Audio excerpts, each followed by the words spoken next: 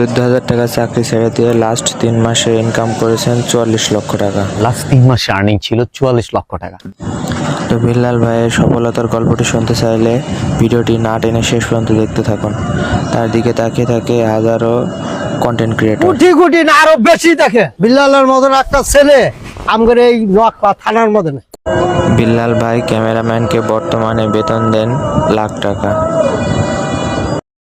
ভাইয়ের সাথে আমি 1.5 বছর কাজ করছি, সিঙ্গেল 1 টাকাও নিই নাই, আর যেটা আমার ভালোবাসার কাছ থেকে করছি।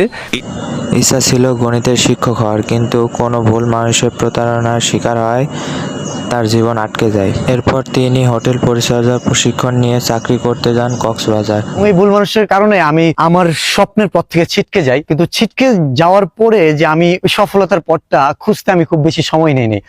দামি হোটেলে বিশেষ রকম চা কফি বানানোর সুযোগ এবং নামি দামি অতিথিদের দেখে তাদের মতো বড় হওয়ার আকাঙ্ক্ষা আরো বেড়ে যায়। এমন লোক দেখতাম যে হ্যাঁ এই শিল্পপতি $30,000 $40,000 তাদের নেট ভ্যালু, এবং তার মেল ফ্যাক্টরি অনেক কিছু আছে, হেলিকপ্টার দিয়ে নামতেছে। এই ধরনের মানুষজন চা খেতে গিয়ে কি কথা বলে এবং তারা টাইমকে কিভাবে ইউজ করে।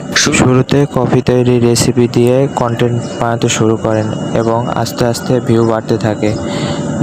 পরবর্তীতে সে চাকরি ছেড়ে দিয়ে কন্টেন্টের প্রতি মনোযোগ দেন। দুঃখ কষ্টে গড়া জীবন অন্ধকারের পরে রং। অবশেষে সে এত পরিশ্রমের পরে সফলতা অর্জন করেন।